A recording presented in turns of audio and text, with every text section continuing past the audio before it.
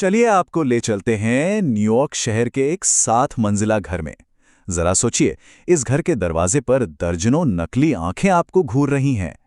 और जैसे ही आप अंदर कदम रखते हैं, आपको हॉल के ठीक बीच में एक अजीब सी मूर्ति लटकी हुई दिखती है। ये मूर्ति है एक दुल्हन की, जो रस्सी से लटकी हुई है। और इसी घर में जब दुनिया के सबसे पावरफुल लोग बैठकर खाते पीते हंसते थे, तब उन्हें इस बात का अंदाजा भी नहीं था कि हिडन कैमरे उनकी हर एक हरकत को रिकॉर्ड कर रहे हैं। जी हाँ, हर बेडरूम में, हर बाथरूम में। तो ये घर था जेफरी एप्स्टीन का, एक ऐसा आदमी जो एक कॉलेज ड्रॉप आउट था, लेकिन देखते ही देखते दुनिया के सबसे शक्तिशाली लोगों के नेटवर्क का सेंटर बन गया। सवाल यह है कि आखिर उसने ये सब किया कैसे? इतनी पावर आई कहां से? तो चलिए इसी को समझते हैं। एप्स्टीन का पूरा खेल, उसका पूरा प्लेबुक असल में सिर्फ 2 चीजों पर टिका था, एक्सेस और ब्लैकमेल। उसकी स्ट्रैटेजी आप कह सकते हैं एक 2-pronged अप्रोच थी। तो एक तरफ उसे लेस्ली वेक्सनर जैसे अरबपतियों से पैसा और पहुंच मिली। सोचिए, वेक्सनर ने उसे मैनहट्टन की सबसे बड़ी प्राइवेट हवेली लगभग मुफ्त में दे दी थी। और दूसरी तरफ उसने इसी पहुंच का इस्तेमाल किया ब्लैकमेल के लिए। कथित तौर पर उसने हर कमरे में कैमरे लगवाए, अपने पावरफुल मेहमानों को रिकॉर्ड किया और फिर उन रिकॉर्डिंग्स को लेबल लगाकर एक खुफिया तिजोरी में छिपा दिया। तो ये पूरा ऑपरेशन कथित तौर पर काम कैसे करता था? तरीका बहुत सिंपल था। नंबर 1, पावरफुल लोगों को अपनी शानदार प्रॉपर्टीज पर बुलाओ। नंबर 2, उन्हें कॉम्प्रोमाइजिंग सिचुएशन में सीक्रेटली रिकॉर्ड कर लो। नंबर 3, इन रिकॉर्डिंग्स को लेबल करके संभाल कर रखो। और आखिर में नंबर 4, इन्हीं रिकॉर्डिंग्स का इस्तेमाल करो ब्लैकमेल करने और अपना दबदबा बढ़ाने के लिए। इस निगरानी का लेवल कितना खतरनाक था, ये समझने के लिए एक विक्टिम मारिया फार्मर की बात सुनिए।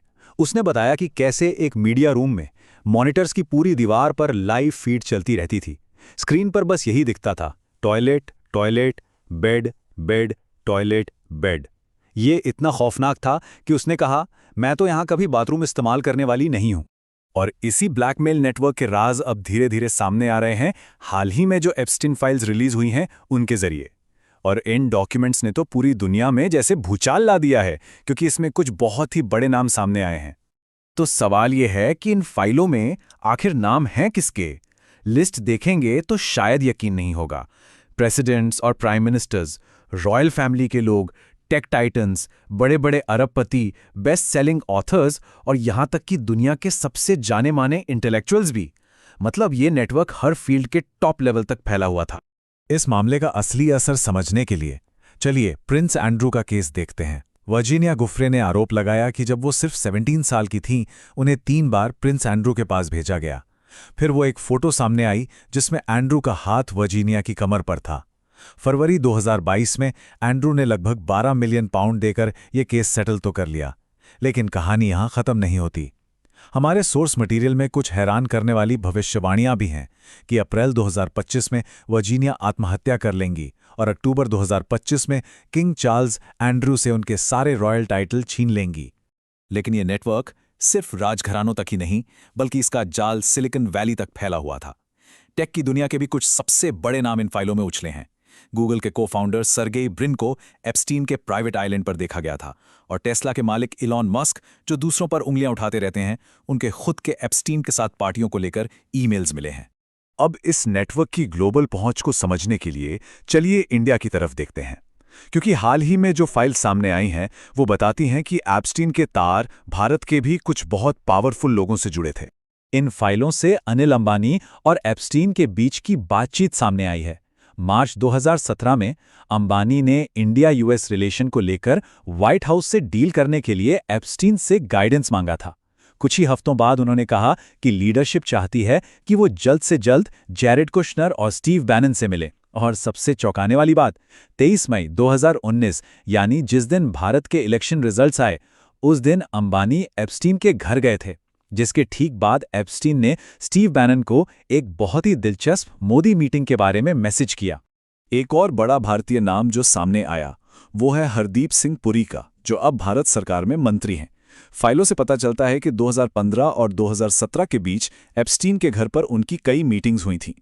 हालांकि पुरी का कहना है कि ये मीटिंग्स उनके मंत्री बनने से काफ़ी पहले हुई थीं, जब वो न्यूयॉर्क में एक थिंक टैंक के लिए काम करते थे।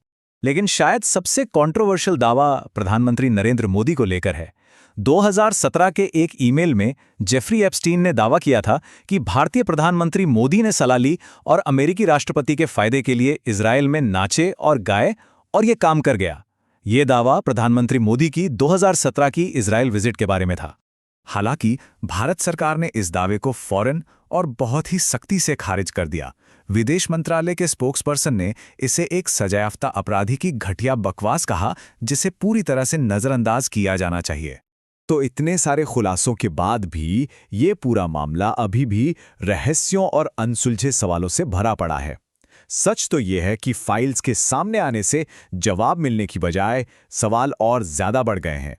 और अगर कोई ये सोच रहा है कि हमें पूरी कहानी पता चल गई है, तो ये एक बहुत बड़ी भूल होगी। अभी तक जितनी भी फाइलें सामने आई हैं, वो पूरी पिक्चर का सिर्फ 60% हिस्सा है। सोचिए, अभी भी 40% डॉक्यूमेंट सील्ड बंद है। न जाने उन फाइलों में और क्या क्या राज दबे होंगे। और जब बात आती है जवाबदेही की, तो तस्वीर बहुत ही निराशाजनक दिखती है। देखिए, इस मामले में सैकड़ों लोगों के नाम सामने आए, लेकिन चार्ज सिर्फ कुछ ही लोगों पर लगे। और आज तक सिर्फ एक ही इंसान, घिसलीन मैक्सवेल, जेल में है। ये एक ऐसे सिस्टम की तरफ इशारा करता है जो शायद अपने पावरफुल लोगों को बचाने की कोशिश करता है। इस केस का रहस्य तब और गहरा हो जाता है जब हम इससे जुड़ी रहस्यमयी मौतों को देखते हैं। एक तो खुद एप्स्टीन की मौत, जिसे ऑफिशियली सुसाइड बताया गया, और फिर उसके सहयोगी जीन ल्यूक ब्रूनेल की जेल में मौत, जिसे भी सुसाइड ही कहा गया। और यहीं पर हम उस आखिरी और सबसे परेशान करने वाले सवाल पर आते हैं। क्या एप्स्टीन की मौत वाकई में एक सुसाइड थी, या फिर उसे चुप करा दिया गया था ताकि उसके पावरफुल नेटवर्क को बचाया जा सके? ये एक ऐसा सवाल है जो इस पूरे ग्लोबल स्कैंडल के सेंटर में है और हमें सच के बारे में सोचने पर मजबूर करता है।